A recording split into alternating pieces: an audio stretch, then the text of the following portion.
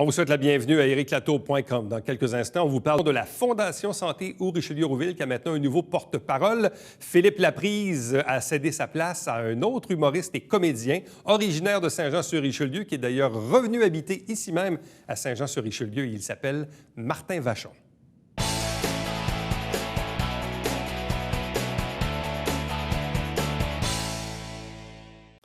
La Fondation Santé où Richelieu-Rouville a maintenant un nouveau porte-parole en la personne de Martin Vachon, originaire de Saint-Jean-sur-Richelieu. Bonsoir et bienvenue. Bien, merci beaucoup, très content d'être là. Martin Vachon, est-ce un humoriste ou un comédien ou les deux? C'est les deux. Pourquoi?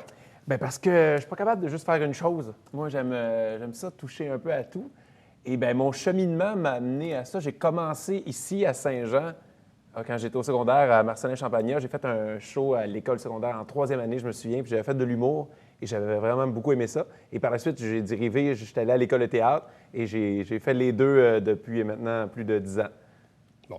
Qu'est-ce qui t'amène maintenant à devenir porte-parole de la Fondation Santé? Est-ce que c'est parce qu'on a congédié Philippe? Non? Bien non, c'est pas tout à fait l'histoire que je vais raconter. C'est moi, je suis, dans le fond, j'ai grandi ici, je suis né ici et je suis parti pour les études. Après ça, j'ai habité pendant un court moment à Montréal et je viens de revenir à Saint-Jean il y a 2-3 ans avec ma femme. On s'est acheté une maison. Okay. Tu es un revenant? Oui, j'ai décidé de revenir dans la ville où qui me vit grandir et je désirais m'impliquer. Et je suis un grand ami de Phil Laprise, qui était l'ancien porte-parole, et on était ensemble sur un tournage, et il me dit qu'il devait quitter parce qu'il voulait se concentrer plus sur la fondation avec les enfants de TDAH, le Panda. Et il me dit, tu devrais les appeler. Tu veux t'impliquer, tu habites maintenant à Saint-Jean, tu viens de là, ça serait parfait. Bien là, pourquoi pas? Donc, j'ai pris mon téléphone, j'ai appelé la fondation, et eux, ils étaient comme... C'est très drôle, ça. Ben oui, eux, ils étaient, de où tu sors, toi? Là, on est en manque d'un porte-parole en ce moment, et tu tombes du ciel. Ben oui, on veut te rencontrer. Donc, on s'est rencontrés. Je voulais voir un peu c'était quoi les missions de la Fondation exactement, parce que j'en ai entendu parler, parce que moi, j'ai grandi ici. La course des canards, j'ai grandi avec ça, moi, les canards. Fait que là, j'étais OK, je voulais savoir c'était quoi leur valeur. Puis ça me touchait parce qu'à la base, la Fondation, c'est aider pour avoir une qualité de soins et de meilleur accès. Et moi, je suis né à l'hôpital de Saint-Jean. Ma mère a travaillé là. Mes grands-parents ont été soignés. Mon grand-père est décédé là. Et ma femme est enceinte et elle va accoucher à cet hôpital-là. Bientôt? Oui, bien, dans 4 mois et demi, là, la moitié est faite. Et c'est même notre écho cette semaine. Alors, on se croise les doigts. C'est votre écho? Oui, c'est une affaire de... On l'a fait à deux. Okay. Bon, je ne fais pas grand-chose en ce moment, mais bon. Et donc, ça me touchait un peu de pouvoir m'impliquer auprès de la Fondation. Et j'aime ça, m'impliquer dès que je peux faire de quoi, parce que en tant qu'artiste, c'est tellement pas demandant d'aller voir les gens, de serrer les mains, d'être porte-parole pour, de rencontrer, d'être là dans les activités. Et ça aide les fondations, ça aide les organismes. Et je trouve on le doit parce que c'est les gens du public qui font en sorte que je puisse gagner ma vie. Donc, si je peux aider les gens d'une petite manière, ça va me faire plaisir de le faire. On se rappellera à l'époque, dans le cas de Phil Laprise, effectivement, il arrivait de son Saguenay natal pour finalement trouver maison dans le secteur de Chambly. Oui. Qui est desservi évidemment par le territoire de l'hôpital du Haut-Richelieu et du centre de santé, bien évidemment. Donc, toi, c'est un retour au bercail ici, à Saint-Jean-sur-Richelieu, avec ton épouse et le bébé à venir. Là, il y a bien sûr la Loto-Santé, qui est l'une des activités maîtresses, qui est un peu parce que l'ancêtre, c'était, la Loto-Canard, tu y as fait référence. Donc, Loto-Santé, qui cette année va se tenir le mardi 22 mars à 9 h le matin chez Pasquier. C'est le lancement. Oui, c'est ça. Ouais. Donc, ça, c'est le lancement, bien sûr. Et il y aura bien sûr le fameux tirage ultimement de la Loto-Santé. Qui est le 15 juin, je crois. Qui est au mois de juin, effectivement. Et cette année, on a plus de 20 000 en prix. Et c'est le fun parce qu'il y a 7 500 billets. Les billets coûtent 10 et on a plein de prix pour tout le monde. Et le but cette année, c'est de ramasser plus de 65 000 pour la clinique Midi-Soleil, parce qu'on veut amener un autre médecin à la clinique pour que les gens puissent avoir plus de soins, un accès aux soins plus facile. Bon. Parle-nous de toi maintenant. Donc, tu faisais référence tantôt à Marcelin-Champagnat. Oui. Et donc, tu te destinais soit au niveau de la comédie ou de l'humour, ou finalement les deux. Oui. Bref, fais-nous un peu un rappel de ce que tu as fait ces dernières années. Bon, certains t'ont vu, entre autres, dans Mémoire vive, mais parle-nous un peu de ton parcours là, depuis la sortie de l'école. Depuis la sortie de l'école, j'ai fait beaucoup de théâtre et certaines publicités. Et tout a changé quand j'ai fait la pub pour CIBC, où je faisais un père de famille dans une salle d'attente.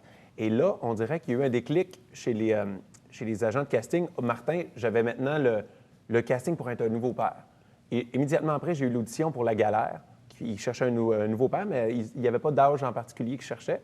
Et quand j'ai eu le rôle de La Galère, et là, ça a parti. J'ai eu le rôle de Mémoire vive.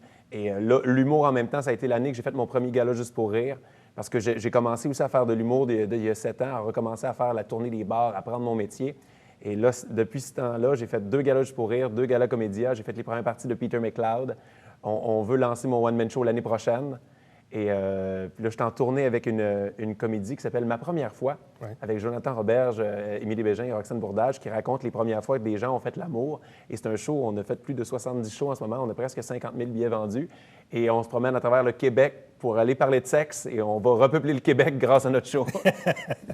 Qu'est-ce que tu souhaites comme tournant de carrière? Parce que visiblement, tu veux toucher aux deux, hein, autant la comédie que l'humour. Remarque qu'aujourd'hui, on l'a vu ces dernières années, il y a beaucoup d'humoristes qui sont devenus comédiens. Et même inversement aussi, ça s'est fait. Dans certains cas, l'un n'empêche pas l'autre. Non, je pense pas. Si tu as l'ardeur au travail, parce que souvent, ces personnes-là, ils ont des talents artistiques dans tout. Un comédien peut être un bon humoriste, un humoriste peut être un bon comédien. Il faut juste qu'il travaille, qu'il fasse ses preuves. Et on le voit avec Emmanuel Bilodeau, qui a travaillé tellement fort, puis il y a un one-man show qui est excellent. Mais je crois que les deux, j'aime ça. Puis il y a même une troisième corde dans mon arc que je veux rajouter, et c'est l'animation. Donc, je m'en viens prendre ta place. On voulait te le dire aujourd'hui. C'est moi qui finis l'émission. Alors, mais oui, on a des projets. On a fait un pilote et je risque d'animer une prochaine émission de télé bientôt. Genre sur une chaîne spécialisée? Oui. Je ne peux pas en parler davantage. Le pilote est tourné et tout, mais on attend d'officialiser le tout. Mais ça serait une corde que je voudrais rajouter à mon arc. Ultimement, tout ça, évidemment, c'est de la communication. Oui. C'est de parler au public, soit de les faire rire ou de les faire pleurer. C'est du divertissement. J'aime beaucoup, avec Mémoire vive, je touche un côté plus dramatique. C'est le fun, c'est des histoires. Mais avec l'humour, avec les premières parties, avec l'animation, j'aime ça, l'interaction directe avec le public. Et je me considère comme un grand niaiseux dans la vie. Je suis sympathique. J'aime ça être ça sur scène. Et là, aujourd'hui, c'est quoi ton casting maintenant? C'est encore le père de famille. Je vais te dire, je suis pas mal un 28-40. Mais c'est ça, mon 28-40, c'est mon casting télé. Quoique, c'est pas vrai, parce que j'ai joué dans Vrac la vie l'année dernière et je faisais un adolescent. Bon, avec Pierre Hébert et Phil Laprise, on étire l'adolescence très longtemps. Mais mon casting, c'est un jeune homme dynamique, en santé, qui peut être un nouveau père de famille, puis que c'est flou encore. Je peux jouer bien les affaires. Et sur le plan personnel, lui, le futur père de famille que tu es, là, en devenir, qu'est-ce qu'il veut pour son enfant ou pour ses enfants dans le futur? Parce que, bon, visiblement, tu te réalises bien dans le travail, tu as des projets. Là, évidemment, tu t'impliques au sein de la Fondation. Donc, souvent, bon, on le sait, les artistes aiment bien aussi chapeauter une cause. Là, maintenant, tu as la tienne, qui est celle de la Fondation Santé. Mais sur le plan plus personnel, tu dis, bon, je suis revenu habiter ici. C'était important pour toi de revenir ici, d'avoir une qualité de vie peut-être plus en banlieue que celle d'éduquer des enfants à Montréal même? J'ai grandi dans ça, dans la banlieue. J'étais un gars de banlieue, ça me manquait. J'habitais à Montréal, puis je me voyais pas. J'ai des amis qui ont des enfants à Montréal, ça va super bien, mais je me voyais pas avoir des enfants à Montréal. Je voulais qu'ils connaissent ce que j'ai vécu. J'ai adoré, moi, vivre ici. Et j'ai adoré mon passage à l'école secondaire Marcelin-Champagnat. On dirait que j'ai hâte que mon enfant soit assez vieux pour qu'il puisse aller là-bas. Et ce que je souhaite à mon enfant, puis ça a rapport avec la Fondation, c'est de la santé. C'est tellement... On dirait que tout le monde dit tu souhaites juste que ton enfant soit en santé. Oui, oui. Quand t'en as pas, tu te dis oui, oui, c'est vrai. Mais là, c'est devenu une inquiétude pour moi. Là, je souhaite, c'est l'écho cette semaine, est-ce qu'il va avoir tous ses membres? Est-ce que ça va être correct? Est-ce qu'il va être en santé? Parce que je connais des histoires d'enfants qui ont eu des cancers. Je fais comme oh mon Dieu, je suis tellement chanceux, on touche du bois d'être en santé. C'est quoi ton rapport avec la santé en tant que tel? Je pense que tu disais tantôt que ta mère a travaillé à l'hôpital. Oui, ma mère a travaillé à l'hôpital.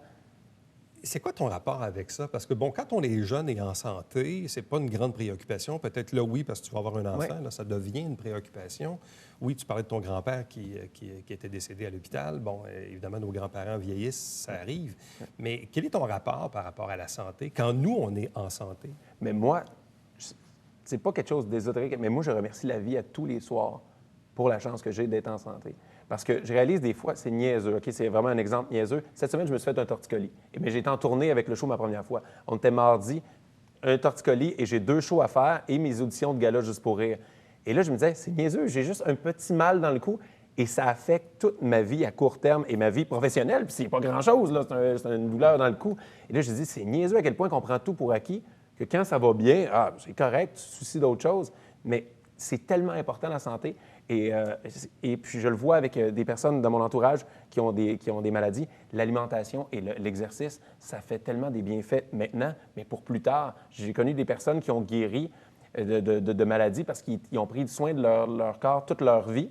Ils ont une bonne hygiène de vie. Donc, ça a des répercussions plus tard quand ils vont vieillir. Bon, ici, on le sait, là, il y a un projet majeur avec l'agrandissement de l'hôpital où on va presque doubler la superficie, le centre mère-enfant, bref, il y a toutes sortes de projets dans l'air, mais visiblement aussi, la communauté aussi augmente. Donc, il y a un enjeu démographique et forcément, les gouvernements sont toujours limités dans les argents qu'on peut destiner. Donc, c'est important de voir une communauté se prendre en main pour essayer d'aller chercher le meilleur des services? Oui, également, je trouve que la meilleure chose à faire en temps de coupure, c'est la prévention. Parce que la prévention, on dit on n'aura plus d'argent, on dit pour soigner ou n'importe quoi, mais quand mieux vaut prévenir que guérir, on dit si on inculque aux jeunes, comme avec le défi Je bouge de la Fondation, que c'est important l'exercice physique, c'est important de bien s'alimenter, de bien bouger, mais c'est des problèmes de santé qu'on règle immédiatement pour dans le futur, quand on va être beaucoup, parce qu'on s'entend que la démographie augmente énormément. Donc, moi, je trouve que ça, c'est important, prévenir et mettre les bases d'une bonne alimentation et une bonne hygiène de vie. Et un rôle de porte-parole, ça consiste en quoi? Bien, ça consiste à... C'est bizarre à dire, hein? C'est comme c'est passer la bonne nouvelle, partager la bonne nouvelle, mais c'est faire ce que je peux. Si la Fondation a besoin de moi d'aller, on va dire, dans les magasins où qui vendent les billets pour l'auto-santé et parler aux clients et parler de la Fondation, je viens. Pour faire une entrevue, je viens parler de la Fondation. On a souvent la chance, en tant qu'artiste, d'avoir une plus grande visibilité. J'ai souvent des entrevues, j'ai souvent des entrevues à la télé ou soit dans d'autres médias. Et c'est parler de la Fondation et parler de c'est quoi pour moi la Fondation et aider du mieux que je peux, puis faire vendre des tickets. Martin Vachon, humoriste et comédien originaire et revenu maintenant un Joannais. À Saint-Jean-sur-Richelieu, nouveau porte-parole de la Fondation Santé au Richelieu-Rouville, qui procédait bien sûr donc au lancement de la Loto Santé, elle qui va se tenir évidemment au cours des prochaines semaines. Donc, vous allez probablement solliciter pour acheter vos billets de Loto Santé. Merci beaucoup. Merci à toi.